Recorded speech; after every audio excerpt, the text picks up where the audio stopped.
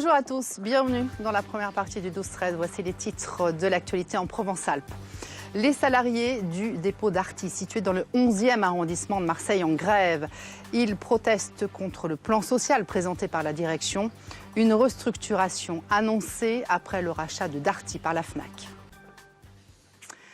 63 emplois supprimés à Marseille, plus de la moitié du personnel du dépôt Darty va perdre son emploi.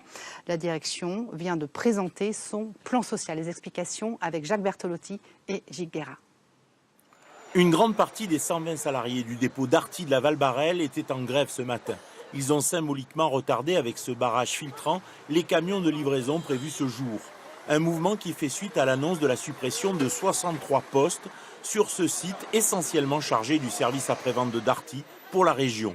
63 licenciements pour les syndicats qui estiment que les propositions de reclassement sont inadaptées. Ce sera dans des magasins ou alors dans d'autres régions. Les gens d'ici, ils sont attachés à leur région, ils n'ont pas spécialement envie d'aller travailler dans une autre région. Les reclassements en interne ne sont pas forcément intéressants puisqu'ils ne cadrent pas avec les capacités et le travail actuel de certaines personnes. Donc la seule chose qui reste in fine, c'est le licenciement de ces personnes-là. 171 postes au total sont menacés en France. Il y a un an, le rachat de Darty par la FNAC laissait pourtant espérer une autre issue. Nous, on a fondé de grands espoirs. On pensait qu'effectivement cette fusion allait nous amener, on va dire, un peu d'activité dans le SAV, sachant que la FNAC ne traite pas ses produits, elle les confie à des sociétés, des prestataires extérieurs.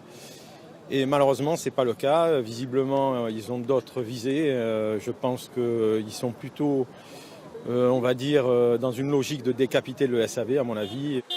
Les syndicats en appellent au soutien de Jean-Luc Mélenchon, député de Marseille, et demandent une reprise des négociations avec une amélioration des conditions de départ, limitée à 11 mois de salaire pour des techniciens ayant parfois 20 ans d'ancienneté. Le bras de fer entre les salariés de Darty à Marseille et leur direction se poursuit. Après plusieurs actions engagées par le syndicat CGT, une nouvelle journée de grève avait été décrétée aujourd'hui. Les manifestants s'étaient donné rendez-vous devant l'entrepôt. Reportage Jacques Bertolotti et Gilles Guérin. Une grande partie des 120 salariés du dépôt Darty de la Val-Barrel étaient en grève ce matin. Ils ont symboliquement retardé avec ce barrage filtrant les camions de livraison prévus ce jour. Un mouvement qui fait suite à l'annonce de la suppression de 63 postes sur ce site essentiellement chargé du service après-vente de Darty pour la région. 63 licenciements pour les syndicats qui estiment que les propositions de reclassement sont inadaptées.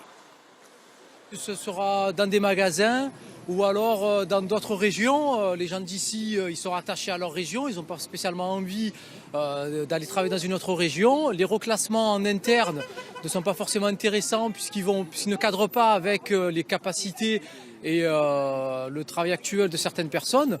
Donc la seule chose qui reste in fine, c'est le licenciement de ces personnes-là. 171 postes au total sont menacés en France. Il y a un an, le rachat de Darty par la FNAC laissait pourtant espérer une autre issue. Nous, on a fondé de grands espoirs. On pensait qu'effectivement cette fusion allait nous amener, on va dire, un peu d'activité dans le SAV, sachant que la FNAC ne traite pas ses produits, elle les confie à des sociétés, des prestataires extérieurs. Et malheureusement, ce n'est pas le cas. Visiblement, ils ont d'autres visées. Je pense qu'ils sont plutôt, on va dire, dans une logique de décapiter le SAV, à mon avis.